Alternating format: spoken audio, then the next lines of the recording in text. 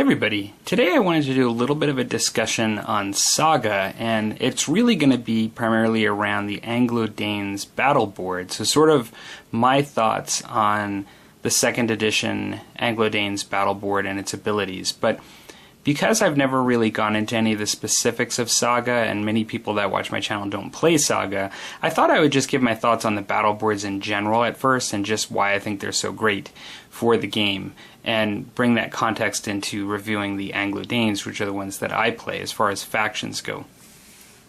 Now, a lot of games, we look for balance at times in war games because we want to be able to play competitively against each other, or play against an opponent at least, and we oftentimes seek balance within our games to ensure that the experience seems fair on both sides. We're both kind of starting with a good shot at an equal competition in the game. Now, when looking at this, despite the sort of fantastical elements or the mythic elements of Saga, when looking at historical games, the thing that I always found really funny is that rarely, if ever, would we ever consider a battle in history balanced, and that whether it be the literal quantities of resources on each side, of men or whatever have you, whether it be a boxing match or whether it be an all-out air-sea land battle, almost always there are differences in what you have available to you in actual conflict, as well as differences in the quality of each sort of force and what advantages and disadvantages each have. So we never really, when we're trying to simulate warfare with miniature tabletop gaming, and in that simulation we tend to seek balance for a game, but that at the same time, in order to really simulate, we also try to seek imbalance, and factional rules that are specific to each faction will often accommodate for that. And that's where we oftentimes have this push and pull and angst as to whether a game is balanced or not, is because of factional rules that come out, and whether they're better than the other one or just too good, and we have all these things called cheese and, overpowered, and all these words get thrown out there. Well, Saga, in my opinion, is a very elegant game for competitive play. I really feel that it's excellent to have a game to play a quick, nice, elegant game against an opponent for miniature tabletop battles. One of the things that I really like about it the most is the battleboard. The battleboard is unique to each faction, and in what it encompasses is really a set of strengths that each faction has. And so every faction's tailored slightly differently. They use resource dice or Saga dice that really incorporates luck, just as our dice do when we're in combat. But it's luck that you then use on a sort of table strategically to, try to be able to use it at the right time and at the right moment. And so when we're trying to simulate sort of a game that's based on warfare, I think a game that allows you to try to leverage your competencies of your faction, but also incorporates a little bit of luck and a little bit of strategy, so trying to combine the both to then try to achieve victory is really excellent. I mean, even whether you think that mimics reality or not, in the end I think it mimics reality in the sense that even though in Saga your warlord is on the table and meant to be in somewhat close proximity, if you think about it, many times commanders would be in a tent on the outreach of a battle and really just getting delivered messages, messengers, and really having to do strategy and leverage things at the right time. And there's a lot of luck and chance in trying to incorporate strengths and things, strategy in that. And I think Saga does a really good job in trying to incorporate that within the game in the form of the battleboard. So, the battleboard has both basic abilities and advanced abilities on it, and that's the way in the second edition, at least, they divide them. On the top of the board you have basic abilities, and on these basic abilities you'll see from left to right ways to activate your men, and so you can put the dice that you need to here, that you're not limited in the number of dice that you can put. And these are the dice that you would use to literally activate a unit on the table to do something in activation. Next to that, you have abilities that will allow you to, an ability, the combat bonus, that's really shared across boards for the most part, that allow you to add to the effectiveness of a combat. And so, probably not always the most efficient use of dice, but it can be when you have extra dice, a good thing to be able to do. To be able to just use one of your Saga die to get bonus dice. And then lastly, you have the activation pool, which, using usually the most difficult die to get, so the highest resource, you can potentially discard that in order to then be able to roll 2 more dice to effectively add 1 more die to your Saga pool. So it's giving you more ability to activate and to do abilities by sacrificing a valuable die. You never know, you may get 2 more valuable dies like that, you may get none. And so it's just sort of chance. Now, below, so I don't really have a lot of comment. I mean, these are sort of the basic abilities on the top that you use in Saga. Although there may be some slight differences with the activation pool from the first set of rules, the overall theme is the same. Now, below you have the advanced abilities.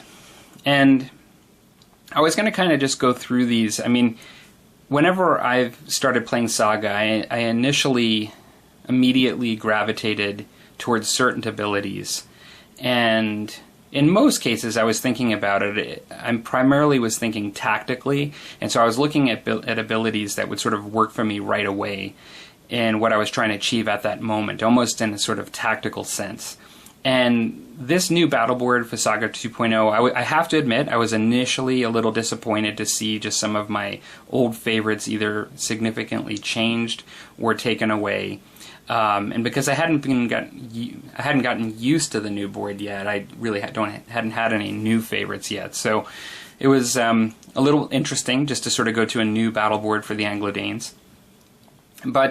And even here, I noticed that I gravitated to certain ones that either looked familiar to me, or and I liked before, or ones that I immediately could see like a tactical advantage right away, like within a combat.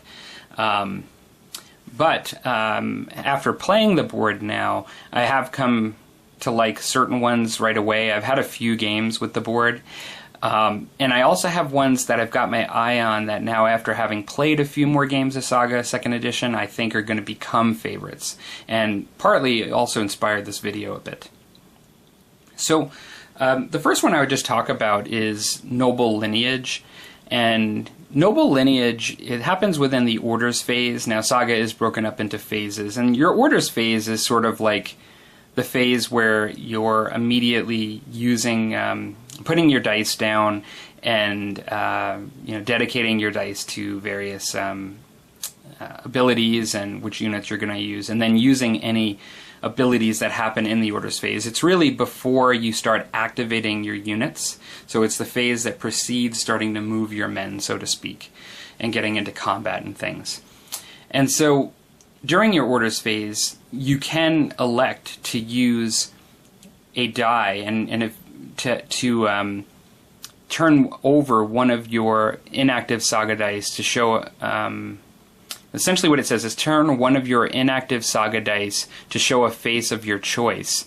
And so, or you may re-roll as many of your inactive Saga dice as you want. And so these are essentially the dice that you've not, rolled yet, they're not active. It says if you use the helmet, the more valuable symbol, then you can resolve both at the same time. And so this can be really helpful, because if you're dying to just do a particular advanced ability that requires a certain die face, you can sacrifice a die to ensure that you're going to get to do what you want to do. And then also, if you're just really unhappy with your roll altogether and you can't think of any second roll that could be as worse, you could either roll all your dice or even choose just half your dice and just sort of roll them by sacrificing a die. And so you're sacrificing a little bit of ability to get a bit more of a difference in your, opportunity for different Saga dice and abilities. It is actually useful, as it always has been. I mean, I think it comes with a price and that you have to get rid of your die. There were times in the old Battleboard that there were abilities that were just quite amazing, and you really needed that helmet, and you wanted to get this ability off quite often, and so it was worth sacrificing a die. I still use it occasionally, in particular to reroll all my dice a couple of times. I've used it for that purpose, rather than just getting the one die. But for whatever reason, I haven't found so far that I've been using it as much as I have in the first edition. Having said that, I do believe I get more Saga dice than I had in the first edition. You're allowed to carry over your dice and from round to round that you have already left on the board, and you don't have to sacrifice as many dice. You can get up to higher numbers of dice easier in this edition, and so that may have something to do with it. Next, there's Intimidation, and this one is a orders reaction. And now, not all the boards have an orders reaction, but this allows you, before, as a Anglo Danes player, before your opponent even starts moving their men, when they're in their orders phase, putting their dice down and kind of doing their orders activations, it allows you to declare that the first unit activated during the next activation phase will suffer a fatigue at the start of its activation. So, and then if you use a helmet, then it's 2 units essentially. And so you're basically telling your opponent that whoever you use first is going to be extra tired.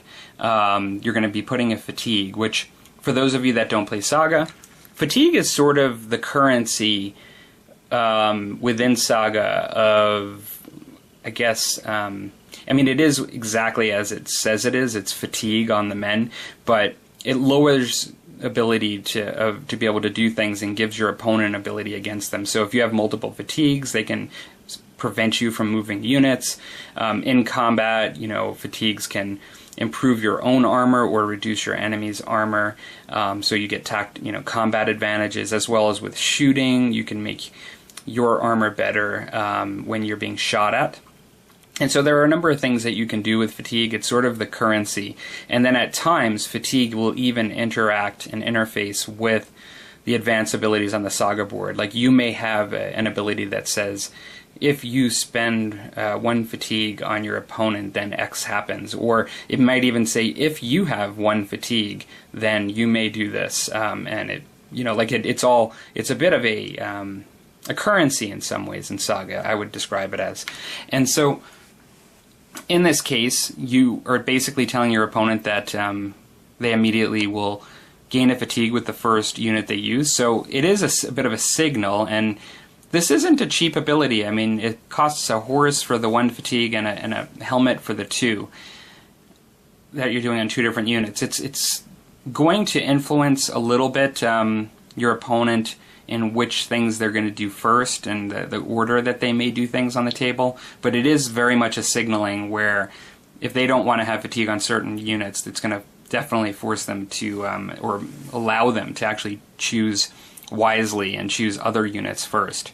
So I do think, having the spare helmet at times is kind of neat to get the extra 2 fatigue.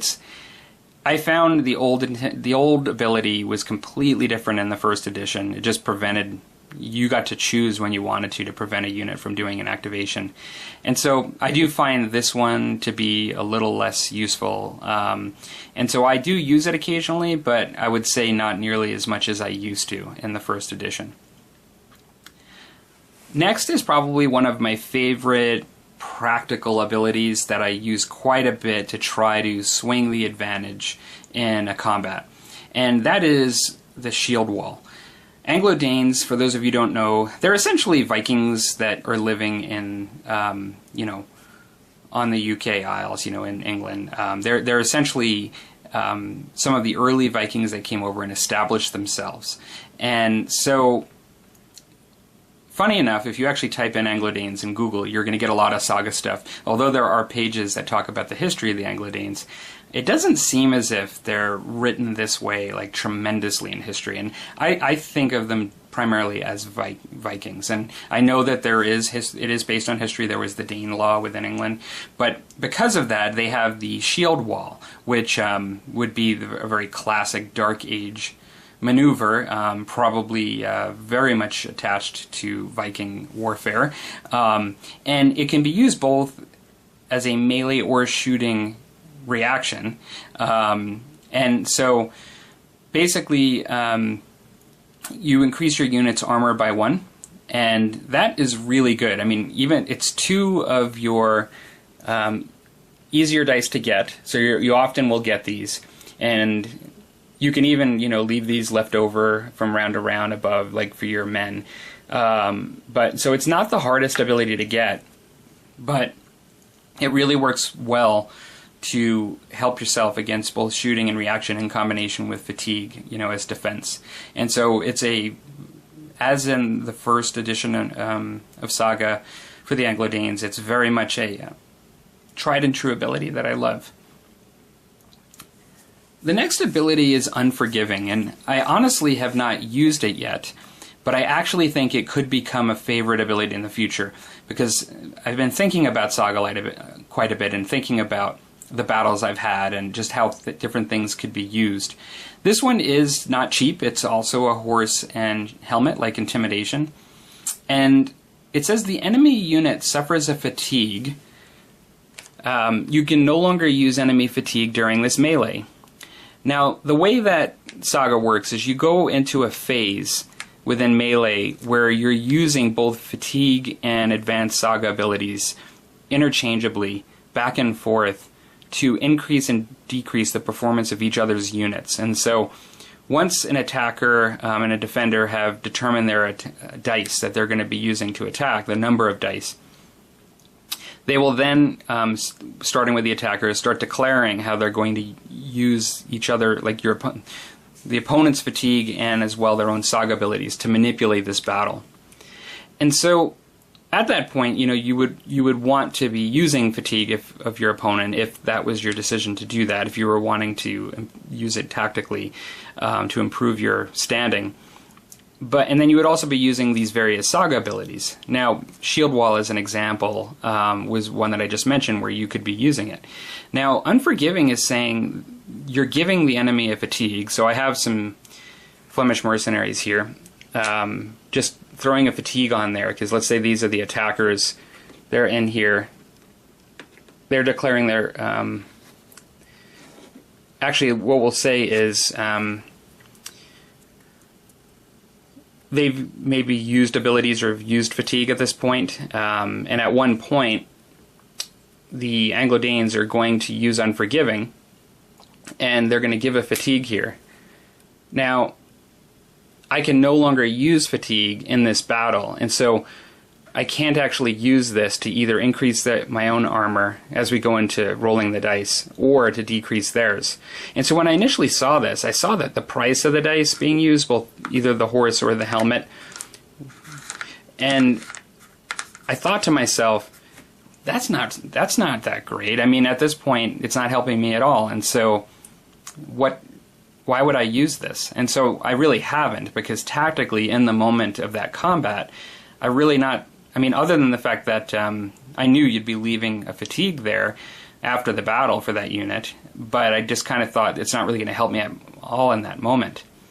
Now, after having played, one of the basic premises of Saga combat is that in melee, which is a huge part of Saga, after a battle's ended, regardless of who won the battle, if the units are still left and you have a retreat, because the fight, let's say, went to the advantage of one attacker and would normally be shored away, what would happen is, in preparation for the next round, both units would actually gain a fatigue. So I'd get a fatigue here in the Danes, and then there would be a fatigue on the Flemish mercenaries. And so after the battle, let's say one of the Danes died, and let's just say, you know, what we'll do, just because since these guys withdrawed, two of my Danes here died, and one mercenary.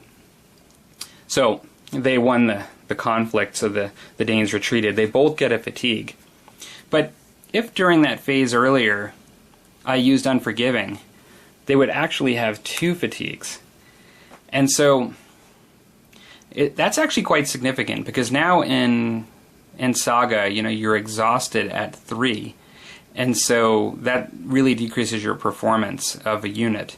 And I can see how this could be very good, because 2 fatigues is quite significant. If these are, let's say, Hearthguard, in the next battle, rather than if they're going up against another unit for some reason, or even, just hypothetically speaking, you might have had 2 units here, and let's say they're going up against another unit now with two fatigues. Going into this battle, those fatigues could be used to reduce them to the effectiveness of levy in their armor, and it could be devastating. It could be a death sentence for them. And so just that coming into a battle clear and ending with 2 is quite significant. That says nothing to what this unit could potentially have done. There are abilities that literally you will use and accept a fatigue in order to improve your unit, to accept a fatigue during the battle, to improve it. If somebody unknowingly did that, but then actually had some of these shenanigans happen, then you could even feasibly go from nothing to 3 fatigues and be exhausted and really almost ready to be completely crippled by your next opponent, your next unit. And so I'm actually thinking that Unforgiving is a bit of a sleeper on the board for me, in that it is going to be a really, really good ability to use, that it will actually combine extremely well with timing in order to reduce the effectiveness of opponents, like in a really quick period of time. So the next one is Crush the Weak. Now this one actually just only takes a very simple die, and just one of them. So it's the cheapest one that I've gone over so far of the advanced abilities outside of Noble Lineage. And it's actually quite a good ability, and I've used it quite often. It says if the enemy unit has an armor of 3 or less, gain 4 attack dice or 4 defense dice. That's actually excellent. It has some real flexibility in being able to add to both your attack and your defense. And as well, it can be used clearly on fresh levies, but then it can be used on any other unit that have been reduced. And so you could feasibly, in an engagement, if let's say we both had a fatigue going into this engagement,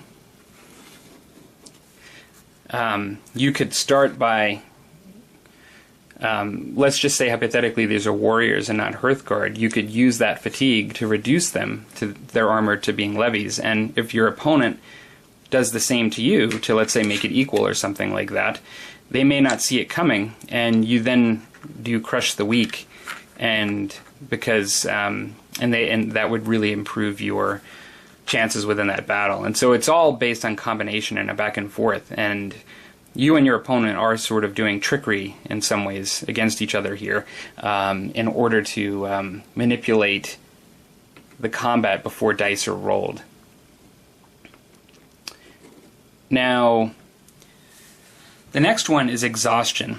Now this one had a similar ability on the original Saga board, and it only required 1 horse and was quite devastating. You had to do some preparatory work, but once your enemies were exhausted, once you used this, you could really just take some models off the board. And so it was quite devastating. This one's not bad, and I do use it regularly, particularly when I was trying to figure out the board. It made a lot of sense to me as to what, it's very Anglo Danish in the sense that the Anglo Danes have always been fatigue manipulators and adders, and so a big part of this army is to try to lay down fatigue. They've changed things, and they've made it so all battle boards or all factions have more ability to do things with fatigue than they used to, and so they have had to just adjust things a bit, like giving things like Unforgiving and other abilities that affect fatigue, such as this one, to still give the sort of theme of the Anglo Danes as the fatigue dealers. And so Exhaustion now is done during the orders phase in the very beginning, before you move your men. And what it says, and so this wouldn't be a reaction, it wouldn't be during your opponent's turn, but in your turn, before you even move your men, you do this Exhaustion, and you choose 3 units, and each one suffers a fatigue, and so you're choosing 3 units of your opponent, and each one's going to have a fatigue. And so that starts them off one step ahead in trying to get them towards exhaustion. And as you can probably see, there are a number of ways to provide fatigue on top of that, so it can be quite handy. And a lot for your opponent to then deal with, and perhaps resting with their Saga dice and things to get rid of that in their turn. So next is one that is interesting, and it's not one that I have really used much. It's called Like Rocks, and it has both sort of like your easy die and your medium die, so like your axe in this case as well as your horse. And what it says is that it's a melee or shooting reaction, and you may re-roll any defense dice you wish. And so because in melee you're typically, unless you have cover or something changing that, you're typically rolling 5s on a 6-sided die to try to cancel a hit, before a death. It's really hard to cancel hits in melee. Like, hits very easily convert into kills. And so getting the reroll I think is definitely helpful, but 5s, rerolling on 5s is not wonderful to me. Like, just in I don't look forward to that. And so what I like the idea for is for shooting, because on shooting you actually can save on 4s, and so 4s rerolling on 4s is just that much better for me. And so I personally, initially when looking at this, kind of like it as potentially another shooting defense. One thing I didn't mention earlier is that your advanced abilities you're only really allowed to do once per round, your round. And so if I already did a shield wall, and if I'm going against an army that's really shooty, lots of archers, having Like Rocks in my back pocket if I need another advantage against shooting could really be helpful. And I've not, in the games I've played so far, taken advantage of it enough, but I think it is something that I likely will have to think about in the future. So the next ability is Shock. This is one that just requires 1 medium die, or this is a die like this. This is essentially 2 faces on the 6-sided die, so it's sort of not the easiest, like the 3 you would need for the axes, and not the hardest, where it's just the 1 helmet on the die, but sort of in between. And Shock, it says activate a unit to charge. The charged unit cannot close ranks. I think this is a really good ability. I've not used it yet, and it's primarily because I've been going against Normans lately to play for the most part. My first game was against Irish, but I've been primarily going against Normans. Now, Normans typically either ride horses, or in my case are carrying, levy carrying bows, or warriors carrying crossbows, and so those kinds of units generally don't close ranks to begin with. And so I'd be spending it just to activate the charge, but in most cases my opponent so far isn't going to be in a situation to close ranks. Closing ranks is something that's a new term for the 2nd edition. It refers back to the 1st edition and sort of your sacrificing attacks to improve your defense, but in this case in the game they've even flushed it out more. They've attached it to types of weaponry that you can't use to close ranks, as well as allowing you in certain situations to be like as if you're in cover, because hard cover because you've closed ranks. So it's actually a little bit better in my mind in some ways, and fleshed out further in the 2nd edition than it had in the 1st. Now, so I think this one would be good against certain battle boards, but I currently have not had as much of a need for it, and so haven't used it. The next one is another medium or horse die. I call it medium. I probably shouldn't. But it's Determination. It's a melee ability. And it says gain 3 dice, attack, defense, or mix of the 2. And then gain an extra die of your choice for each fatigue on the enemy unit. So this is great for Anglo Danes. Not only is this just a very practical thing to use to just gain dice. If you want to be a little more defensive, a little more on the offensive, that's great. But as an Anglo Dane player, because you are adding fatigue so often and trying to do that with various abilities, this is allowing you to synergize your fatigue you've added through other abilities to then take advantage of it to make this one that much better, to gain extra dice. And so this one I have used. Both this one and Crush the Weak are sort of the abilities that allow you to add extra dice, and so both of those are ones that get table time so far, even in the game, for me. And so lastly, we have Lord of War. So this is the one that requires the difficult die, the helmet, and this is it's an activation phase. So essentially, when you're activating your unit, in this case, it's strictly for the Warlord, and it says remove all fatigues from your Warlord. His armor is 6 until the start of the next turn. You may not activate your Warlord again this turn. So I've used this one several times. It's a great one to have, in my opinion, on the battle board ready for when you need it, if you do carry dice over.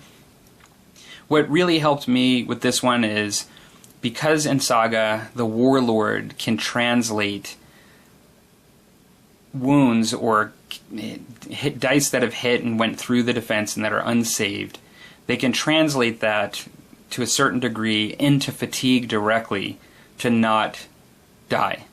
And so the Warlord has the ability to take on fatigue to a certain limit till the point that you're exhausted. And also the Warlord can actually use abilities to take away friendly characters that are near them in order to actually, so you can have somebody else die for you. So there are ways that they can get out of dying on the field, but oftentimes if you use your Warlord aggressively, they can end up with a lot of fatigue and really weakened after that. If you're able to, if you're in control that turn, because you need to be in control, it can't be during your opponent's turn, you could theoretically, as an attacker, being the Warlord, use your Warlord like a tank, come in, he'll end up being really, really fatigued in the end to achieve something, and then you can pop off Lord of War, and it removes all the fatigue, and it gives him armor 6 until the start of your next turn. So through your opponent's turn afterwards, he's fighting a more defensive Warlord that has no fatigue, so can really use all that, gain all that fatigue again to absorb hits. And really the penalty at that point is that you have to be done, with what you want to do with your Warlord that turn. And so really, this actually had a factor in a game that I played where we were down to the wire. It was down to like turn 6, and I popped off Lord of War before my opponent's last turn before the end of the game, and it made them have to just sort of avoid my Warlord, because they knew that it was going to be pretty unlikely situationally at that time that they were going to be able to get through an armor 6 Warlord, and so they had to go after other things. And so I could see a number of reasons why you might want to use it, but it's really good to sort of beef up your Warlord and take one that's been really beaten down and make him very powerful again. So, whether you actually play Saga or you're just sort of interested in Saga, this isn't really a tutorial about the fine details of how to play the game, but maybe I've given you a little bit of an impression on how the battle boards are great to try to leverage strengths and be able to do different things for your armies within Saga. It's not simply just moving units around and taking advantage of terrain only in Saga. It is really, at the end of the day, this leveraging of each other's strengths and weaknesses of your faction at the right time and with a little luck. As I would argue, to some degree, real life, you could argue, is. And for me, I've really been enjoying the 2nd edition. And so I hope you enjoyed this little video, and talk to you later.